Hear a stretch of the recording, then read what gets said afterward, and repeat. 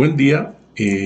Vamos a ver lo que es la teoría que requerimos para resolver la práctica 1. Recuerden que tenemos dentro de sus actividades para los dos grupos, los alumnos que van a asistir los lunes como los que no van a asistir, está marcada la práctica 1. Entonces déjenme, se las muestro. La práctica 1. Y entonces, antes de realizarla es necesario ver alguna teoría. Este es un complemento, lo que voy a mostrar a continuación, es un complemento de lo que está en el aula virtual, que espero en estos días darles ya el acceso. Entonces, para los... Este está en el aula virtual, recuerden. Vamos a hacer la primera práctica, que es la estructura cristalina de los materiales. Básicamente esta práctica les recuerdo que es individual, tienen que hacerla de forma individual. Esa no es necesario ir al laboratorio, lo pueden realizar en su casa. Y es esta, la práctica número 1. Tienen que hacer un reporte. Aquí está la introducción. Y van a hacer estas figuras, estas estructuras cristalinas, estas figuras que ustedes ven aquí, las van a llevar a cabo. Entonces ¿cómo la van a hacer? Con bolitas de unicel y con palitos largos de madera. Esos los pueden comprar en cualquier papelería. Una papelería más o menos grande. Hacen una y con ese mismo material hacen la otra y con ese mismo material hasta terminar. Entonces tienen que hacerlo. Más o menos son así. Entonces, dentro de la práctica les voy a pedir una selfie porque me ha tocado que algunos alumnos los encuentran en internet y hacen copy-paste de internet. Entonces, para evitar para evitar plagio, tienen que tomarse una selfie con las imágenes. Al menos con una. Se supone que como lo van a hacer con el mismo material, todas van a ser, se va a ver que es el mismo material, no va a ser como que lo hacen con un material y lo otro con otro material. Eso es ilógico. Entonces tendría que ser con el mismo material y de la misma forma. Entonces básicamente la primera práctica consiste en hacer eso. Entonces aquí está, son esferas de unicel. Hacen una figura y con ese mismo material hacen la otra y así sucesivamente. No necesitan comprar 50 esferas. Con unas 12 esferas es suficiente. Compran silicón o estos palitos los venden en las papelerías o en los supermercados también los venden, como Walmart o Soriana, y los pueden encontrar, aunque son un poco más caros. Y aparte tienen que hacer dentro de la práctica las actividades complementarias. Entonces hacen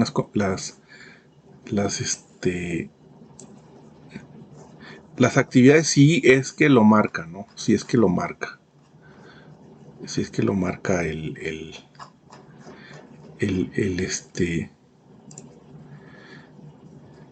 bueno, entonces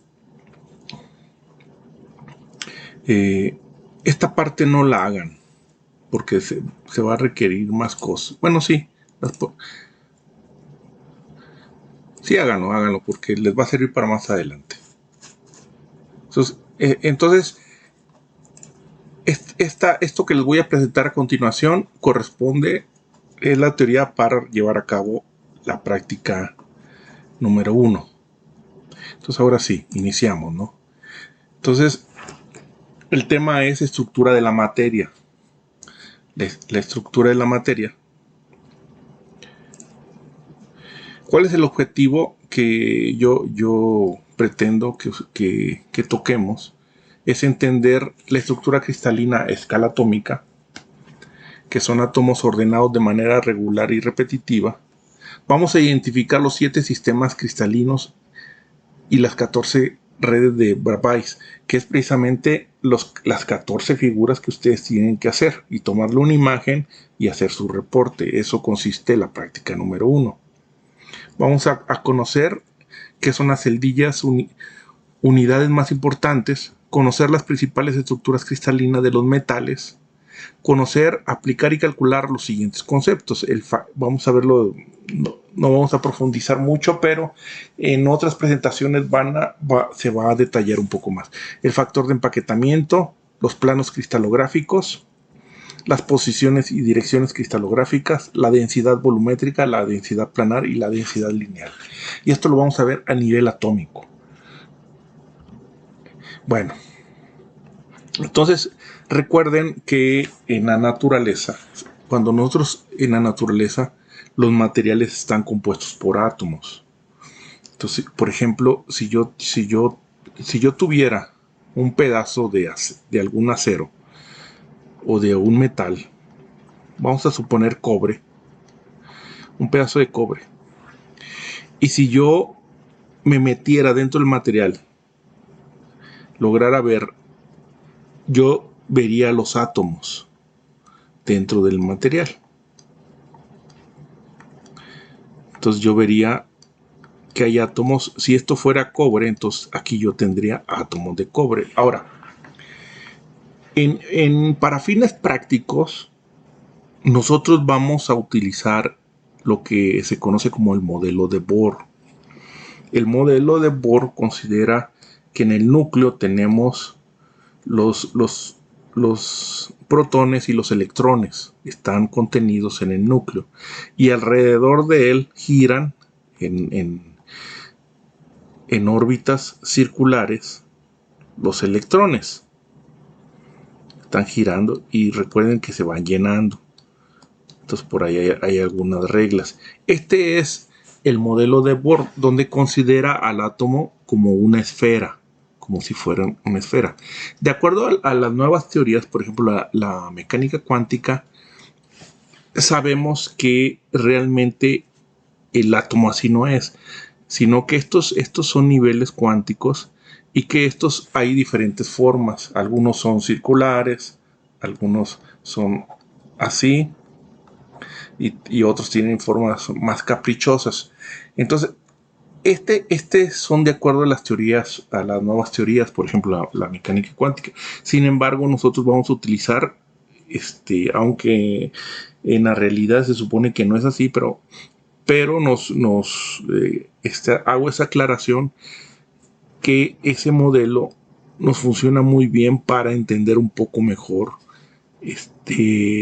estas cuestiones, ¿no? Del ordenamiento de los materiales. No es que sea correcto, sino que es un modelo que no es el más reciente que en algún momento se usó, pero que podemos seguir usando de forma ideal para entender mejor lo que es el ordenamiento, estos asuntos de los materiales, ¿no? De los átomos. Entonces, para fines prácticos vamos a considerar que los átomos son esferas, simplemente esferas, que en el centro están los neutrones y los protones y que alrededor están girando los electrones en órbitas circulares. Entonces, vamos a hacer esa consideración para que sea más entendible nuestra explicación. Aparte es suficiente para los usos que nosotros le damos en ingeniería. Los físicos sí tienen que usar los modelos reales de estos materiales, pero nosotros, como no vamos a meternos, sino vamos a hacer para asuntos prácticos ingenieriles, es suficiente considerar los átomos como si fueran esferas. Bueno, entonces, si yo tengo un material, por ejemplo, cobre, plata, oro, platino, puede ser platino. ¿Y por qué metales? Porque en ingeniería nosotros como ingenieros usamos principalmente lo que son metales, aleaciones, aceros. Aunque hay los polímeros y otros materiales, principalmente usamos metales, aleaciones y aceros. Entonces, si nosotros nos metiéramos en el material, nosotros veríamos los átomos. Acuérdense, idealmente como esferas. Entonces, en el caso de los materiales de ingeniería, esos tienen un ordenamiento. Entonces, se dice que un material es cristalino cuando los átomos están ordenados de forma regular, tanto a corto como a largo alcance. Ese es un ejemplo. Entonces, aquí tiende a formar una figura geométrica.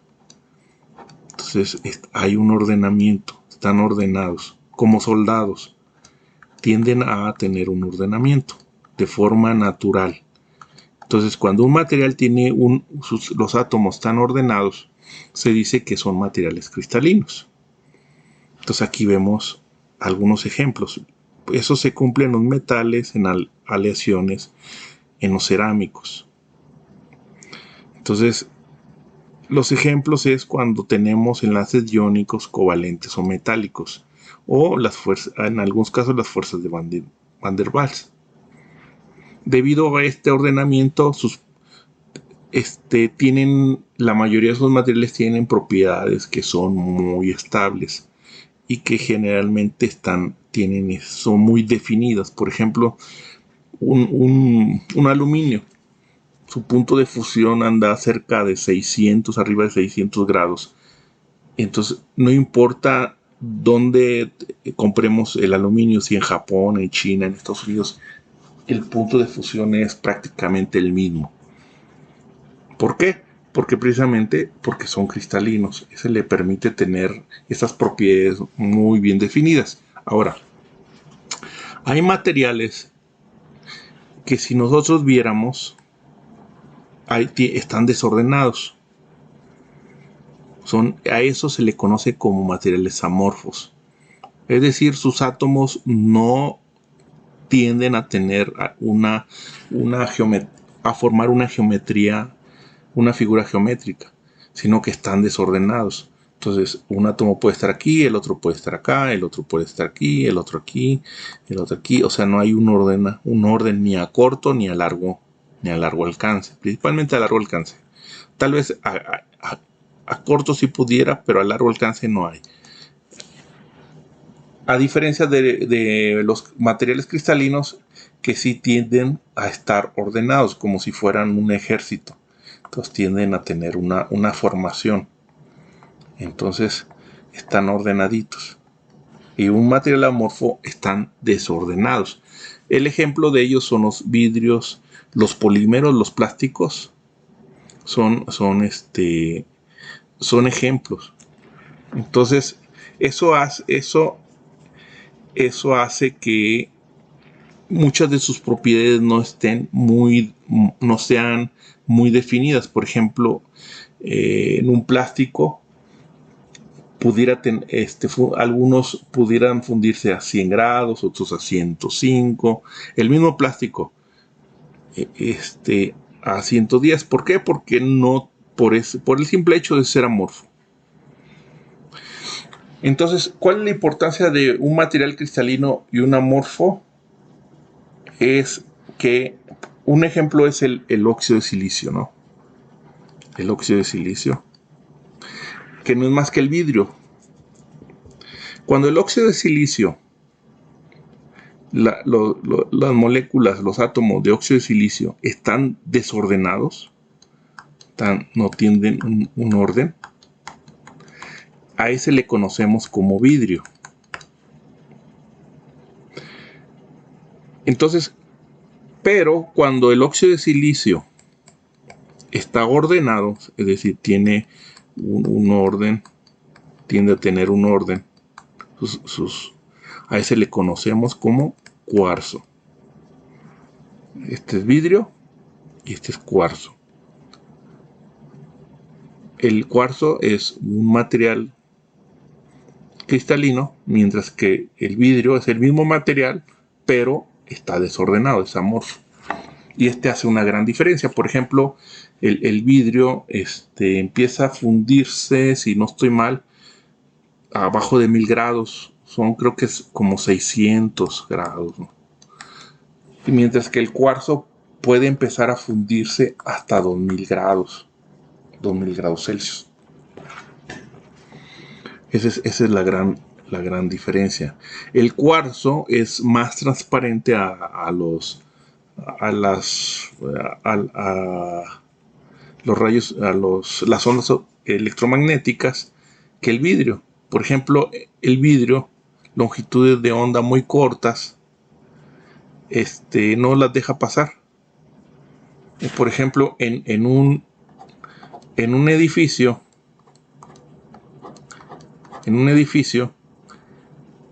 si yo pongo vidrio, medio filtra los rayos UV. Los rayos UV los filtra. Mientras que el cuarzo, si yo usara cuarzo, aun cuando tiene propiedades superiores al vidrio, el cuarzo, el problema es que los rayos UV del sol los dejaría pasar. Y entonces aquí es más probable que las personas tengan cáncer por la exposición del UV que poniendo vidrio.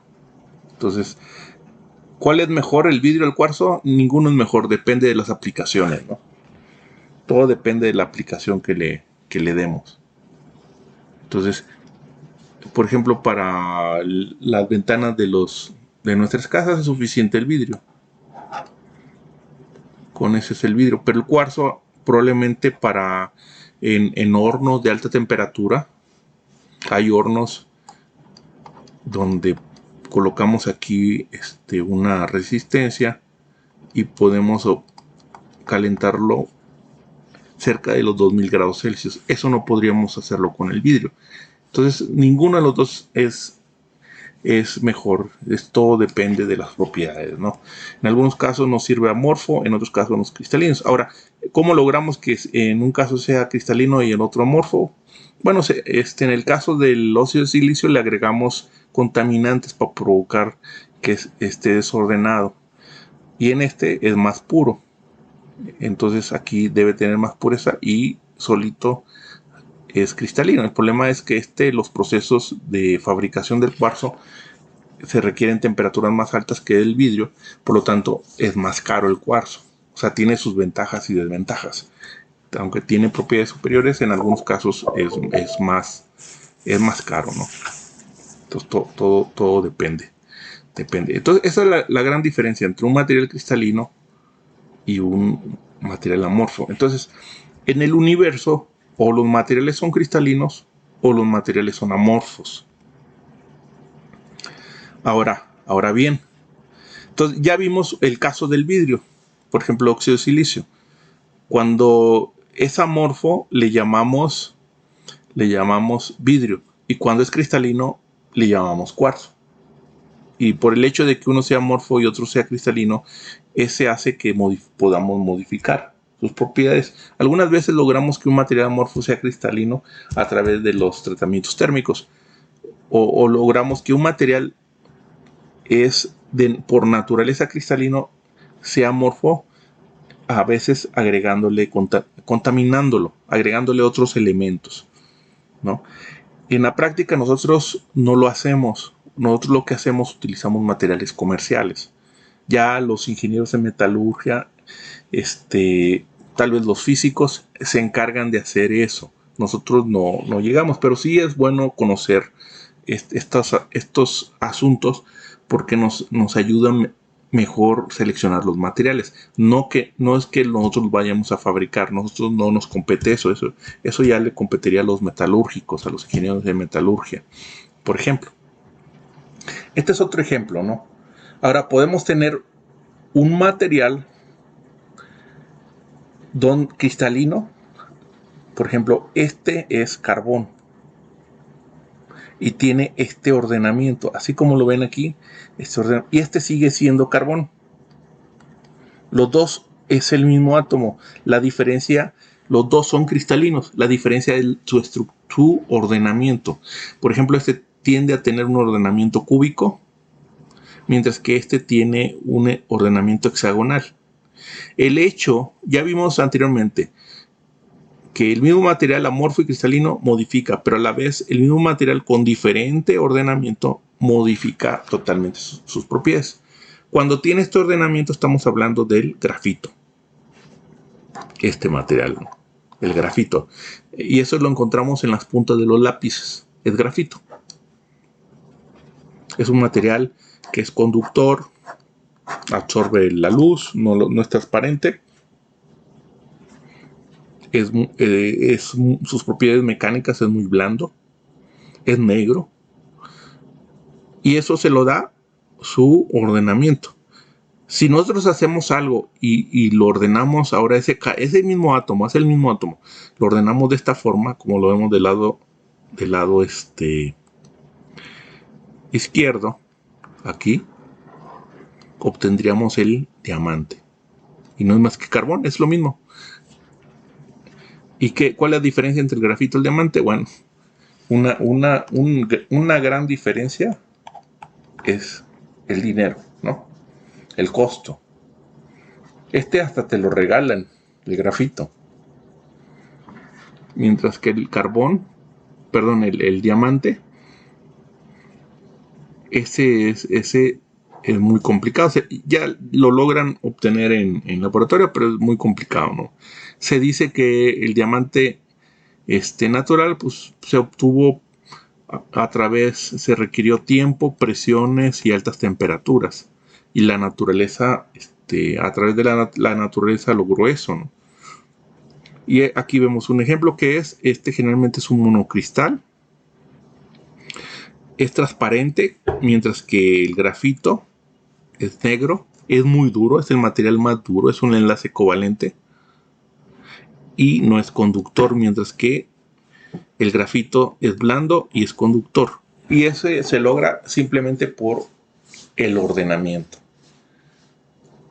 El carbón por naturaleza, así, esa es la naturaleza de se logra, se dice que por temperaturas, presiones y tiempo, ¿no? De forma natural. Yo supongo que en el laboratorio igual lo han de lograr a través de altas temperaturas, presiones y el tiempo. Entonces ya hay diamante, lo pueden encontrar en eBay, en Alibaba, en AliExpress. Diamante sintético, aunque el natural pues es el que tiene mayor costo. Aunque sí es caro, no es tan caro como el natural, el que se obtiene de la minería, ¿no? Entonces a esto se le conoce como alotropía polimorfismo, ¿no? Es la capacidad de asumir dos o más estructuras cristalinas. Casi todos los materiales tienen esta propiedad. Nada más que a temperatura ambiente, por ejemplo el hierro. El hierro vamos a ver más adelante que por la temperatura, él naturalmente obtiene una estructura que se le llama ferrita, pero podemos tener austenita. Eso lo vamos a ver más adelante. Pero su estado estable, natural, es ferrita, como es el carbón. Su estado natural es el grafito, no es el diamante. Se obtiene después de ciertos procesos por la naturaleza. El hierro podemos cambiar su ordenamiento, por ejemplo, a través de la temperatura. Aplicando a temperatura, es un ejemplo. También a través de haciendo golpeándolos o haciendo otros procesos mecánicos podríamos lograr cambios en su ordenamiento en algunos materiales. Entonces pero todos tienden a tener una estructura base. Entonces muchas de las propiedades de estos materiales dependen de uno, que si son amorfos o cristalinos, y si fueran cristalinos depende de su ordenamiento, qué ordenamiento van a tener. Ese sería. Bueno, ahora vamos a a suponer que tenemos un material. Acuérdense que habíamos dicho que vamos a usar el modelo de Bohr. Vamos a considerar los átomos como esferas o como puntos. Puede ser esferas, como es este caso, que ven aquí que se lo estoy señalando, o también podría ser como este caso, ¿sí? Podría ser como este, que esferas o como puntos. Entonces, idealmente vamos a considerar que aquí tenemos átomos en estos puntos.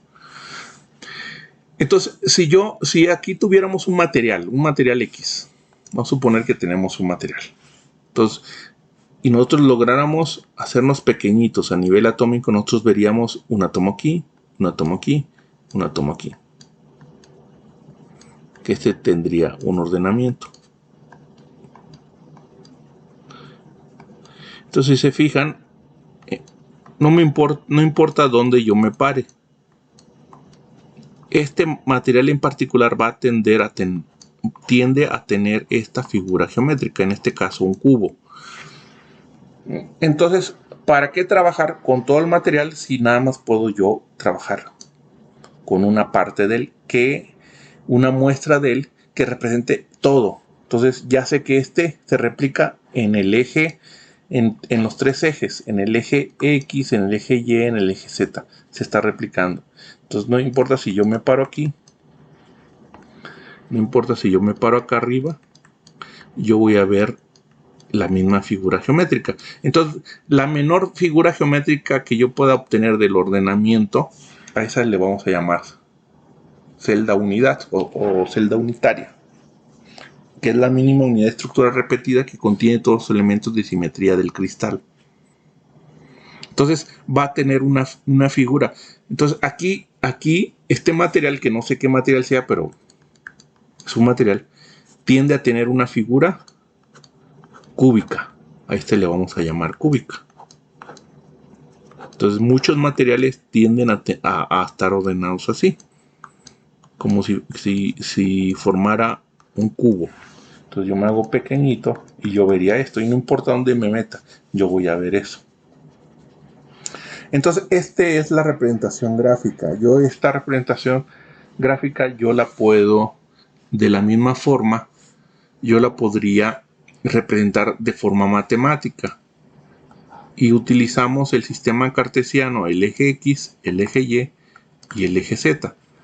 Y entonces yo aquí monto mi cubito, que es la celda unitaria. Entonces este material en particular tiende a tener una figura geométrica cúbica, en donde aquí donde está formado por lados es el lado que forma con el eje X, le voy a llamar A, el lado que forma con el eje Y le voy a llamar B, y el lado que forma con el eje Z le voy a llamar C. El ángulo que forma entre A y B le voy a llamar alfa. El lado que forma entre Y y Z le voy a llamar beta.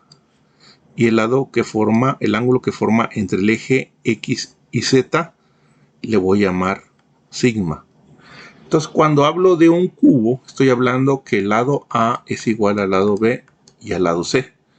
Y los ángulos para un cubo, alfa, beta y sigma, es igual a 90 grados. Entonces, esta es la representación matemática y esta sería la representación gráfica, por decirlo así. Ambos son equivalentes. Entonces, ¿por qué? Porque en la literatura generalmente no se trabaja con la gráfica, se trabaja con la matemática, con esta. Entonces, cuando yo estoy hablando de una figura que los tres lados son iguales y los tres ángulos son iguales a 90, estoy hablando de un cubo.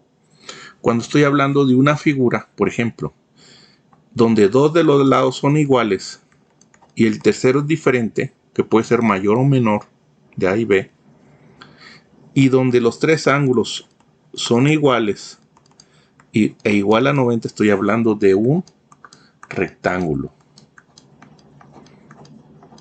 Entonces, con estos tres parámetros yo puedo definir si es un rectángulo, si es un romboide. Entonces, Estos se le conocen como parámetros de red, y estos parámetros de red son los que nosotros vamos a encontrar en la literatura. Generalmente no lo vamos a encontrar vamos a encontrar este.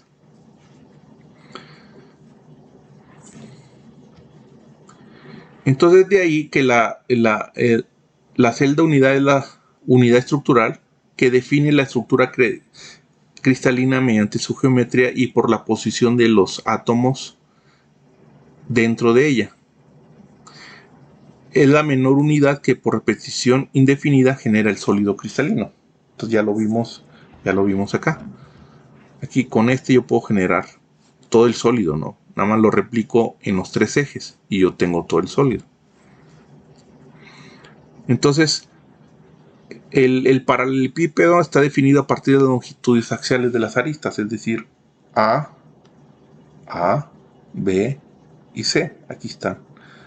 Es A, B y C. Y está definido por los tres ángulos, alfa, beta y sigma. Creo que así es sigma, ¿no? Bueno, si no, ahí me corrigen después. Entonces, dependiendo de los valores de A, B y C y de los ángulos, nosotros podemos definir la estructura geométrica. Entonces, no importa hay 7 sistemas cristalinos. Entonces, todos los materiales en el universo, así sea el material que usa el Capitán América o el material que usa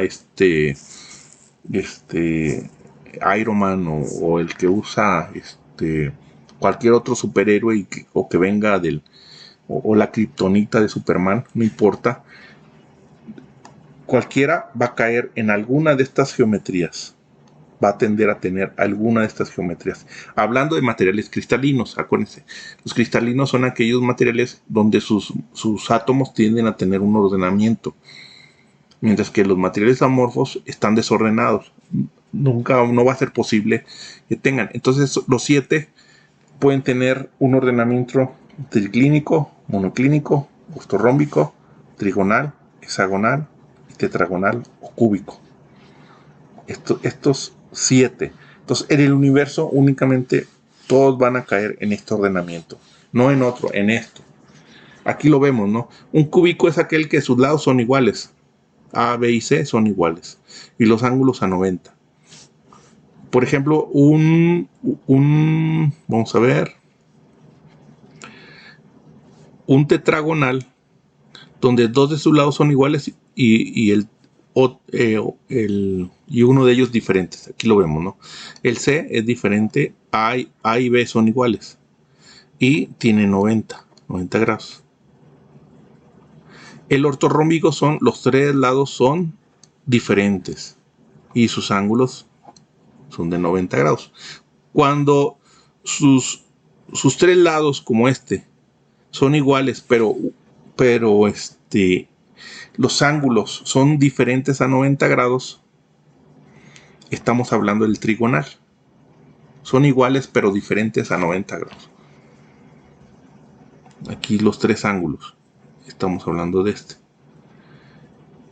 Cuando los tres lados son diferentes, es A, B y C. Dos de sus ángulos son iguales y uno de ellos es diferente a 90 grados, estamos hablando de monoclínico. Daríamos esta figura. Y cuando los tres lados son diferentes y sus tres ángulos son diferentes, estamos hablando del triclínico. Entonces, generalmente aquí tendríamos átomos aquí acomodados, ¿no? Así lo veríamos.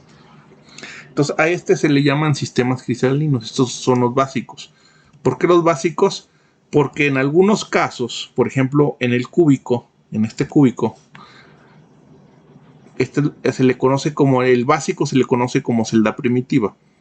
Pero el cúbico, además de acomodarse en las esquinas, pudiera tener uno adicional que se acomoda en el centro. O uno adicional que se acomoda en las caras. Entonces a se le conoce como cúbico simple o primitivo, cúbico. Se le conoce como cúbico centrado en el cuerpo y cúbico centrado en las caras. Entonces ya no son 7, de 1 se hizo, son 3.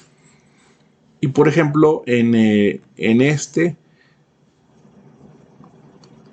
tiene esta forma, ¿no?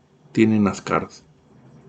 Y entonces así podemos nosotros tener 7 sistemas cristalinos básicos, pero dentro de ellos subdivisiones. Por ejemplo, el triclínico es único, pero el monoclínico puede ser el primitivo y el centrado en las bases. El cúbico puede ser el primitivo, que es este, o el cúbico centrado en el cuerpo, o cúbico centrado en las caras. El centrado en el cuerpo lo vamos a encontrar como es cúbico centrado en el... Bueno, lo vamos a ver más adelante. Pero este tiene 3. Y el ortorrómbico puede ser hasta 4. Este es el primitivo. Y este es centrado en las bases, centrado en el cuerpo y centrado en las caras. El hexagonal, que es un caso particular, por ejemplo, el aluminio tiene este ordenamiento, solamente tiene 1, y el trigonal únicamente 1, el primitivo, mientras que el tetragonal puede ser el primitivo o el tetragonal centrado en el cuerpo. Entonces tenemos 7 sistemas cristalinos más 4 celdillas de unidad. Eso nos da en total 14, ¿no? Tenemos 1, 2, 3, 4, 5, 6, 7, 8, 9, 10, 11, 12, 13, 14. Recordando que tenemos este primitivo que es 1, tenemos el primitivo, son 2, este es el primitivo, 3 es la base, por decirlo así, 4 primitivo, este es el 5 primitivo, este es el 6 primitivo y el 7. A eso se le conoce con sistemas cristalinos. Y a los 14 se le conoce como las 14 redes de Pravais. Entonces, cualquier material en el universo va a caer en alguno de estos, en alguno de estos. Para identificarlos hay una técnica que se conoce como difracción de rayos X, que es la que les comentaba que anteriormente íbamos a la escuela de minas y hacíamos una práctica de eso. Si se abre o hay oportunidad, iremos en su momento, ¿no? Bueno, entonces aquí está un resumen. Estos son los primitivos. Y por ejemplo, el cúbico puede haber, digamos, 3 subclasificaciones. Del hexagonal solo 1, del tetragonal puede haber 2. Entonces aquí va a dar 14 y aquí va a dar 7. 7 primitivos y 14, ¿no? En total. Y este es la representación matemática. Con este nosotros podemos identificar de qué figura geométrica se trata. Entonces, espero que quede claro hasta aquí que los materiales tienden a tener algún tipo de este tipo de ordenamientos. De allí el propósito de la primera práctica, que precisamente hagan estos 14 figuras. Entonces, en la primera práctica, en el reporte, van a poner 14 figuras. Sacan una selfie, al menos en alguna donde aparezca su cara. Quiero ver que ustedes lo hicieron. Es una prueba antiplagio. No porque ustedes sean plagiadores, sino porque ya me ha pasado anteriormente, ¿no?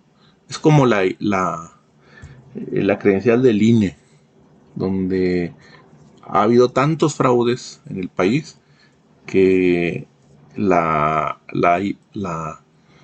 credencial del INE, el último dato que yo tengo, tiene al menos 20 candados. Al menos 20 candados. Yo creo que ni los billetes tienen tantos candados. Y en el mundo no sé qué credencial de identificación tenga tantos candados que nuestra identificación de INE por la corrupción del país que existe en el país. Ese es el reflejo de la corrupción en el país, de los políticos. Entonces, Por eso les pido que en la práctica al menos debe haber una de las figuras, una selfie de su cara, para evitar estos asuntos del plagio. Es un candado antiplagio. Si ustedes no ponen la selfie, no les puedo validar esa práctica. Es una condición. En todas las prácticas va a ser lo mismo. Bueno, entonces aquí hay uno, el asunto. Generalmente nosotros en ingeniería únicamente analizamos, para nuestra fortuna, estas tres figuras cristalinas o estructuras cristalinas. La cúbica centrada en el cuerpo, donde es un cubo y un átomo tiende a estar en el centro, que se le llama BCC, por sus siglas en inglés, Body Center Cubic, cúbico centrado en el cuerpo. El cúbico compacto, que es cúbico, pero los átomos tienden a, un átomo tiende a estar centrado en las caras del cubo. A este se le conoce como FCC por sus siglas en inglés, Face Center Cubic. Y la hexagonal compacta. Entonces, el 90% de los materiales que nosotros usamos en ingeniería, que son aceros, que son aleaciones o metales, vamos a ver más adelante qué es un acero, qué es una aleación y qué es un metal. Bueno, el metal ya los conocemos, cobre, aluminio. El 90% caen en estas tres figuras, en estas tres. De las 14 que ya vimos, en estas tres. Por eso generalmente únicamente hay ejemplos de estas tres, porque son las más comunes en ingeniería. Son las más comunes. Aquí vemos un ejemplo, ¿no? El hierro. El hierro estable, que la conocemos como ferrita, tiende a tener este.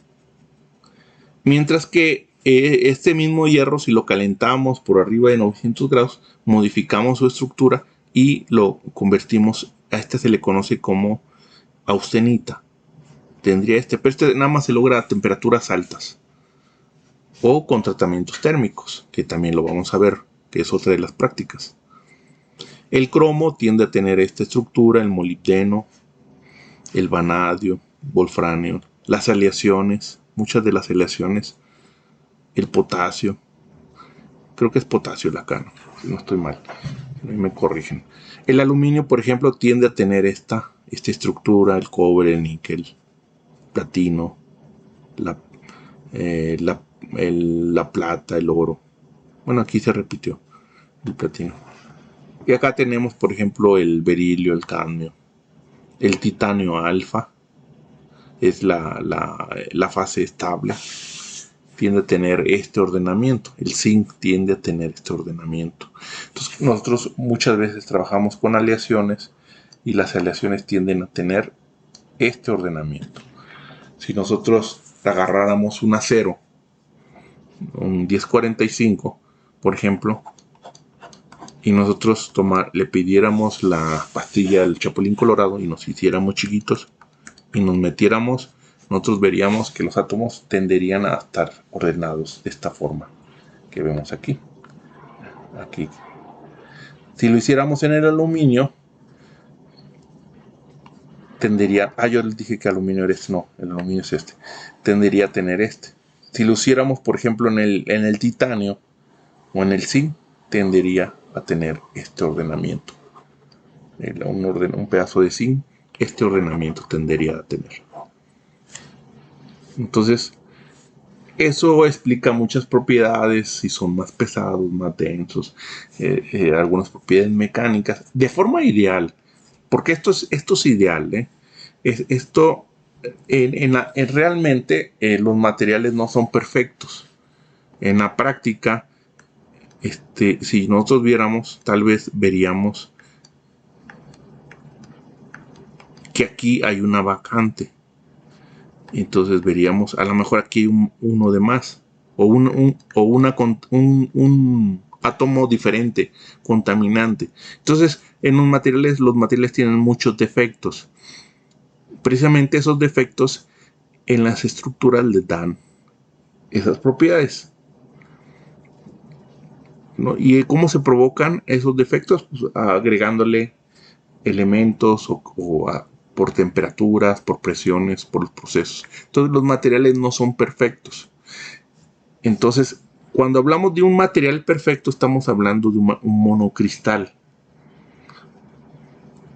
Afortunadamente, bueno, para aplicaciones,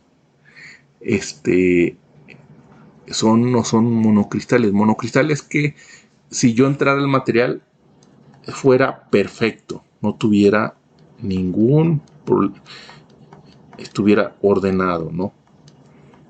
El problema de que esté ordenado es que a veces son muy frágiles. Por ejemplo, el diamante, aunque es muy duro, el diamante es un monocristal, es un material casi perfecto. Si nosotros entraríamos, no habría vacantes, no habría intersticio, no había ningún tipo de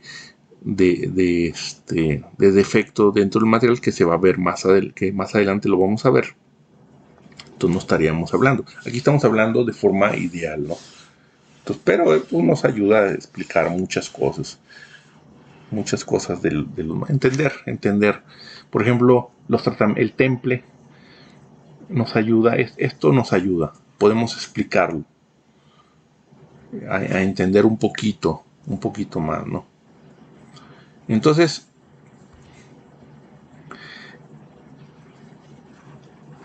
aquí tenemos, por ejemplo, un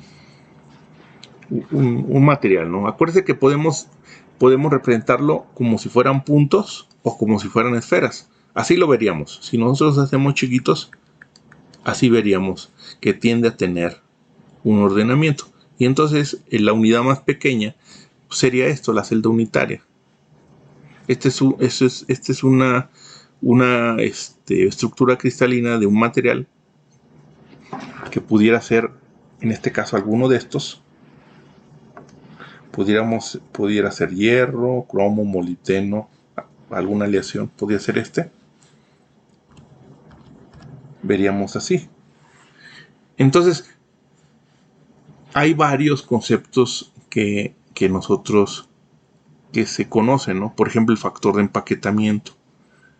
¿Qué es el factor de empaquetamiento? Es el volumen de los átomos dentro de la celda entre el volumen de la celda. Esto en términos prácticos nos dice qué porcentaje de la celda está ocupada por materia. Es decir, el 68% está ocupada por materia y el resto son espacios. Es vacío, no hay nada. Entonces aquí si nosotros calculamos el volumen de los átomos de la celda, acuérdense que lo consideramos como esferas. Aquí tenemos una esfera y aquí está un octavo de una esfera. Entonces es 8 octavos de esfera. Más una esfera, tenemos 2 átomos por cada celda.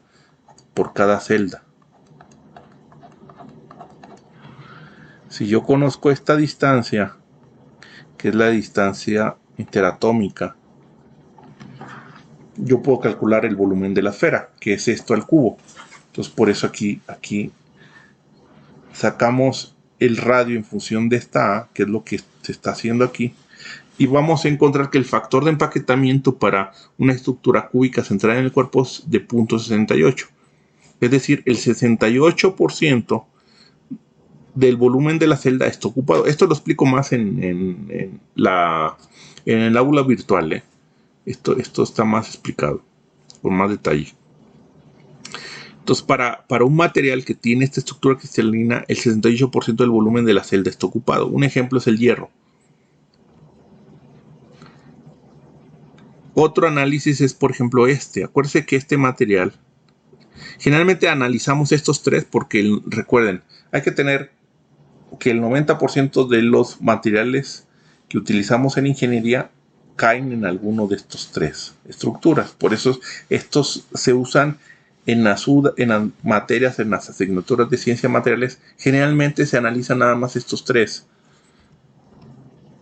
Si hacemos el mismo análisis para un material que tiene una estructura cúbica centrada en las caras, por ejemplo, aquí está medio átomo, son medio átomo por 8 lados que tiene, por 6, perdón, que es un cubo. Y luego aquí están las esquinas, es un octavo, son 8 esquinas, por eso es 8 por un octavo. Tenemos 4 átomos dentro de la celda cúbica.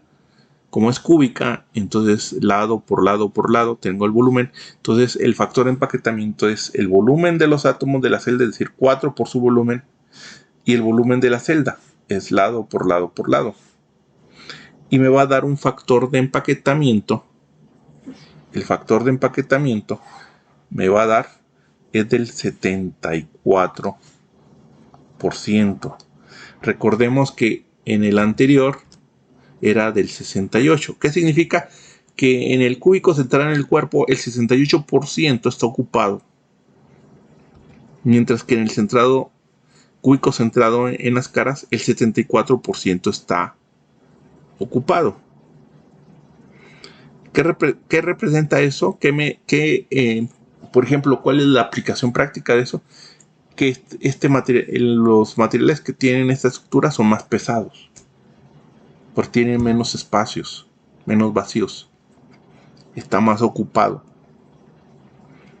Entonces eso puede ser una buena aproximación, ideal, pero puede ser una buena aproximación.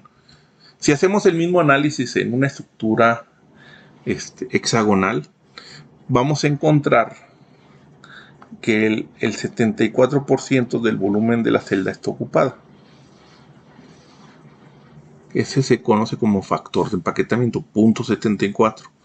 Y así podemos hacer el análisis, que eso lo pueden encontrar en los libros de texto, de las 17 redes de Brabais. Y eso se conoce como factor de empaquetamiento, ¿no? Hay otro que es el número de coordinación, es los vecinos que rodean, ¿no? Son los vecinos. Por ejemplo, cualquiera, por ejemplo, este tiene un número de coordinación 12, es decir, tomo cualquiera, el que yo quiera. Por ejemplo, este. Claro, por conveniencia, ¿no? Acuérdense que este se repite hacia los lados. Entonces, el número de coordinación es cuántos vecinos tengo. Entonces, si se fijan, tengo 1, tengo 2, 3, 4, 5, 6. Abajo tengo 3, que son estos. Son 6, 7, 8, 9. Y arriba tengo, porque se vuelve a repetir, 3, 10, 11, 12. De ahí viene el número de coordinación. Entonces el número de coordinación para una estructura cristalina hexagonal es 12. Y ahí, igual, si agarro cualquiera se debe de cumplir lo mismo. Entonces de este es lo mismo, es el mismo. Tomo, por ejemplo, este. ¿Cuál es el número de coordinación? Tomo ese. Este voy a tomar como de ejemplo. Tengo 1, tengo 2, tengo 3, tengo 4. Ahí abajo está 5, 6. Acá hay otro, 6, 7. Y luego de este lado hay otro, 8. Pero arriba tengo 4 más. Entonces el número de coordinación es 12. Son 12. Quiere decir que tengo 12 vecinos. No importa cuál tome. Son 12 que son vecinos. A ese se le conoce como factor de coordinación. Aquí está, miren, factor de coordinación. Y lo mismo, este tiene 8. Si yo agarro aquí tengo 1, tengo 2, tengo 3, 4, 5, 6. De aquel lado tengo 7 y aquí que tengo 8. Por eso es el número de coordinación. Y lo puedo hacer con cualquiera. A eso se le conoce como número de coordinación, es decir, cuántos vecinos tengo. Es el número de coordinación. Entonces cada celda tiene su número de coordinación. Cuando en la literatura lean eso, se refiere al número de coordinación. Y así sucesivamente. Pero si se fijan, nos limitamos a analizar las 3 principales estructuras. ¿Por qué? Porque el 90% de los materiales que usamos en ingeniería caen en alguna de esas 3. Hay otra cosa, son los espacios o los huecos. ¿Cuáles? ¿Cuáles huecos? ¿Cuáles espacios? Estos que se forman aquí, estos que están aquí, estos aquí, este espacio, que claro son en 3 dimensiones. Idealmente se forman de estos, octaedrón o tetraedrón. O puede ser idealmente de esta forma o de esta forma. Idealmente. Y el número de coordinación son los huecos vecinos, ¿no? Por ejemplo, los octaédricos tienen 6 y el tetraédrico sería 4, ¿no? Entonces, cuando nosotros vamos con alguna estructura, se forman estos huecos aquí. Y esos caen en estos dos supuestos, idealmente. Idealmente, en alguno de estos dos caen. Se consideran que son octaedrón o tetraedrón. ¿Y por qué son importantes? Porque precisamente ahí se pueden alojar átomos pequeños. Entonces, por ejemplo, el carbón, que son átomos más pequeños, nosotros podemos saturar el material. Eso sí lo podemos hacer, al menos en la superficie. Saturar aquí y formar nuevas estructuras. Eso lo vamos a ver. Es otra de las prácticas. En su momento lo explicaremos. Y precisamente aquí entran dentro de estos huecos. Bueno, ahora hay que entender algunos conceptos. Por ejemplo, yo tengo un material que tiene esta estructura cúbica, una cúbica primitiva, esta que vemos aquí. Entonces, acuérdense, siempre analizamos una celda nada más. Esto representa todo el material en bruto. Con una es suficiente. Hay algo que se llaman posiciones atómicas. Entonces en la literatura, en lugar de decir, no, pues el átomo que está arriba, del lado izquierdo, derecho, lo que hacemos es formamos un sistema cartesiano X, Y, Z. Y si queremos hablar de este átomo que está aquí, lo hacemos como lo hacíamos la posición de un punto en el espacio.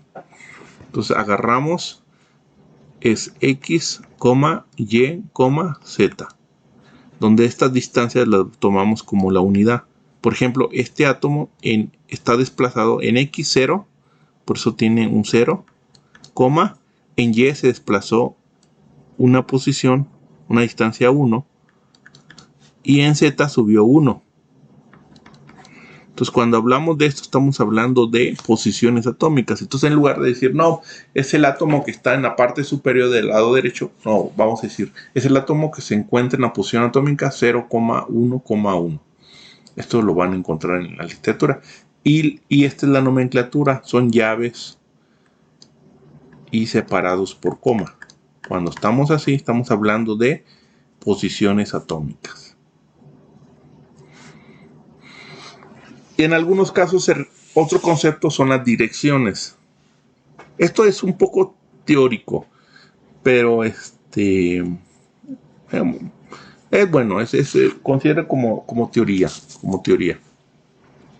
Aquí podemos hablar de direcciones. Entonces, en lugar de decir el átomo que estaba en la posición 000 se movió a la posición 011,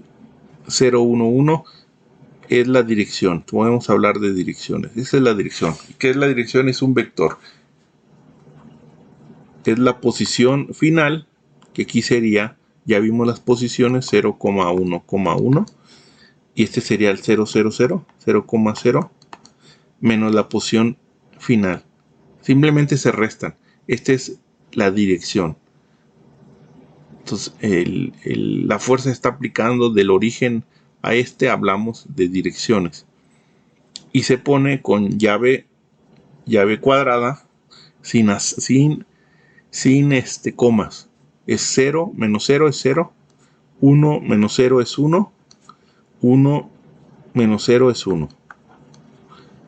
Cuando es negativo, por ejemplo, aquí esta dirección, esta que está aquí, esta que vemos aquí, es una dirección, va del punto de partida, la posición de partida, que esta posición de este átomo está desplazado 1 en X, 1 en y 0. Y va de 0,0,0. Entonces la posiciones llave cuadrada sería 1 menos 0. Perdón, es 0 menos 1 sería menos 1. Y el menos se pone raya arriba. 0 menos 1 es menos 1, se pone así. Y 0 menos 0 es 0. Esta es una dirección. Cuando veamos en la literatura esto, estamos hablando de direcciones. Cuando veamos en esto, estamos hablando de posiciones. Esta es una dirección. Entonces, y cuando vemos así, es simplemente se refiere a que es un diagonal del cubo o diagonal de las caras. Es lo que estamos haciendo, ¿no? Bueno. Entonces, posiciones atómicas, direcciones atómicas.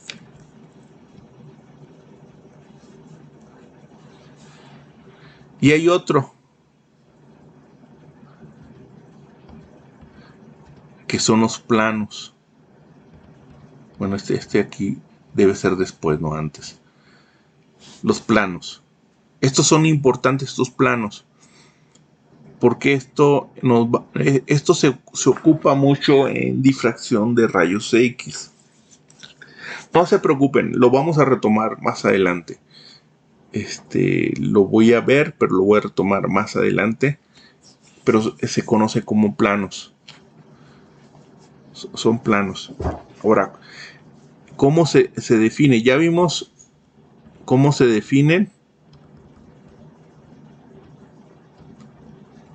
Bueno, estos son los planos. Esto yo creo que lo voy a dejar pendiente. Son importantes. Si yo tengo un material, a ver si voy a darles una introducción. ¿Por qué son importantes, no? Vamos a suponer, yo tengo este material que está aquí, que es cúbico centrado en las caras. Aquí lo tengo. ¿Cómo identifico que es cúbico centrado en las caras? Porque este tiene planos. Por ejemplo, este tiene este plano. Ahí tengo un plano. Aquí tengo otro plano. Si yo aquí le disparo un haz de luz, una onda electromagnética, ¿qué va a pasar? Va a reflejar. Se cumple una ley que se llama la ley de Bragg, que la vamos a ver más adelante. Yo disparo el haz y aquí pongo un sensor. Y entonces yo mido y voy a tener una señal en ese plano. Si yo hago lo mismo, aquí hay, por ejemplo, otro plano, que es, digamos, este. Déjenme, voy a cambiar el color.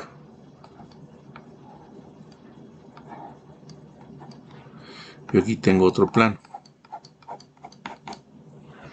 En el plano de arriba, yo ya obtuve una señal. En este nuevo plano voy a obtener otra señal, pero como hay más átomos, acá nada más hay 4, aquí hay 5 porque tengo en teoría yo tengo una señal más grande. Entonces, hay una técnica que se llama difracción de rayos X que precisamente hace eso. Le dispara a cada uno de los planos,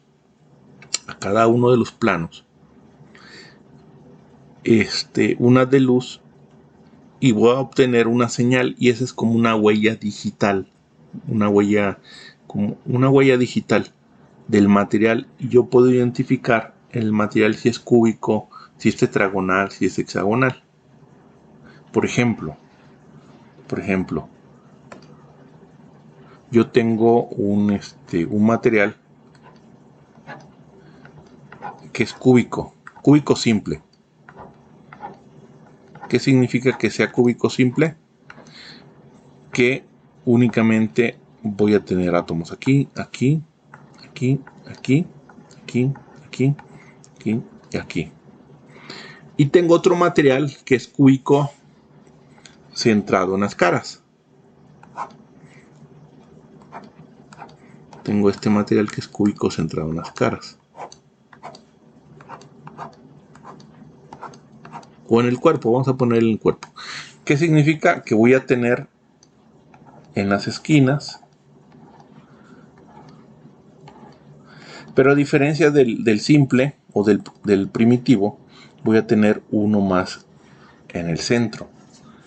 ¿Qué significa? Que si yo disparo a este material el haz en el plano que está en el centro, como no hay material ahí, no voy a obtener señal en el sensor. Entonces, en ese ángulo no voy a tener, esto no va a aparecer en este material. Pero aquí, como si hay señal, sí voy a obtener una señal aquí. Entonces con eso yo puedo identificar, tan solo con eso yo podría decir si este es cúbico simple o este es cúbico centrado en el cuerpo. Claro, eso hay miles de materiales y hay algunos que coinciden. Pero hay una base de datos y yo puedo compararlos y puedo saber qué estructura cristalina tiene. Entonces, esto a ver si lo resuelvo, porque requerimos esa práctica. Si no, esto no tiene sentido para que se entienda mejor. Entonces voy a dejar pendiente esta parte. Voy a dejar pendiente. Vamos a dejar pendiente lo que son los planos cristalinos. Lo voy a complementar con difracción de rayos X. Entonces hay un procedimiento para determinar los planos. Hay un procedimiento. Y hay un procedimiento particular para el caso de el hexagonal. Porque mientras que en todos los demás es el sistema cartesiano X, Y, Z, en el hexagonal es un caso particular. Son cuatro. Es el A1, el A2, el A3 y el C. Entonces son cuatro para definir los planos, que se le llaman como índices de Miller-Bravais. Estos son los planos y las distancias interplanares, que es la distancia entre planos. Pero bueno, eso ya lo veremos, ¿no? Aquí hay un ejemplo de por qué, por ejemplo, es importante. ¿Por qué nos explica? Este es un átomo de hierro donde tiene átomos de carbón. Cuando yo lo caliento a alta temperatura, cuando a temperatura ambiente tiene estructura. Cuando lo calentamos 900 grados, 950, cambia, este es hierro, cambia esta estructura. Entonces,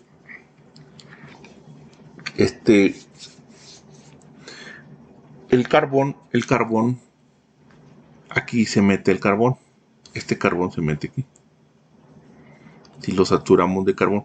Si lo enfriamos rápidamente, tiende a regresar a esta posición.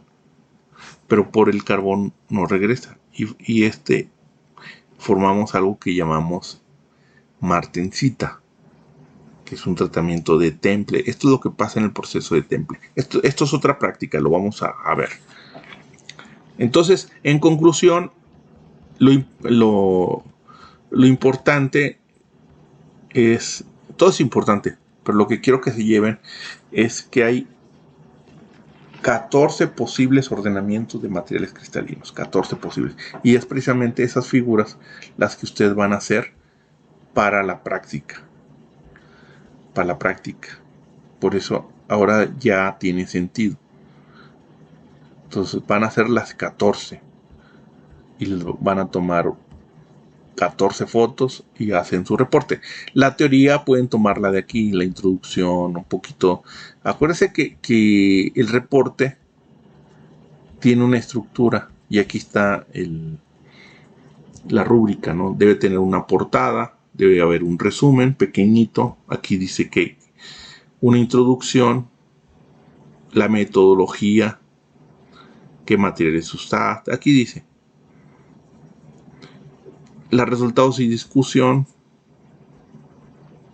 las figuras, ¿no?, que encontraste en el caso de la práctica. La conclusión, una conclusión, del análisis, un parrafito en tus propias y las referencias bibliográficas, ¿no? Las referencias. Entonces, esto pueden consultar cualquier libro de ciencias materiales para que chequen con más exactitud las 14 redes de Bravais. ¿No?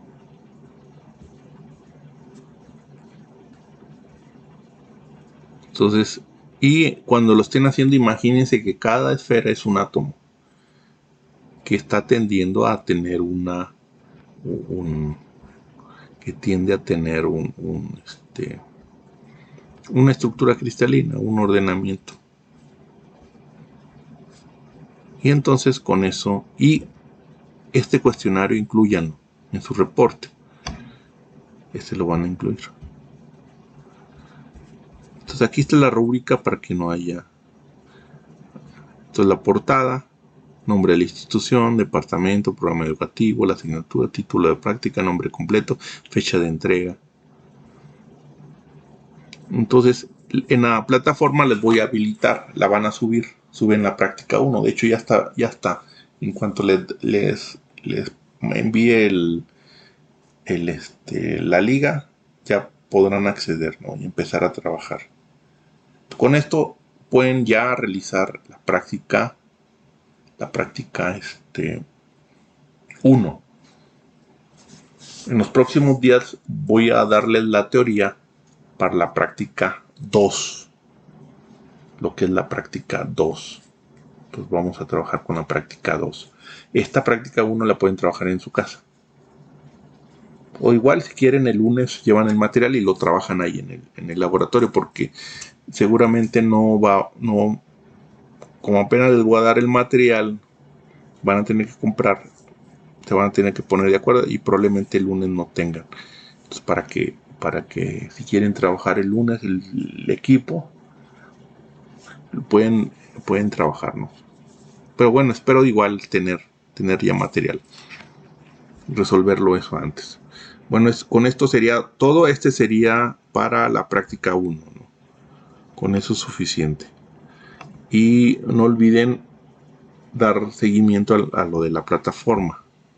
Ese es un complemento de la plataforma, pero tiene el propósito para que cumplan con la práctica 1, para que sea más claro, ¿no? Entonces con eso sería todo. Hasta luego.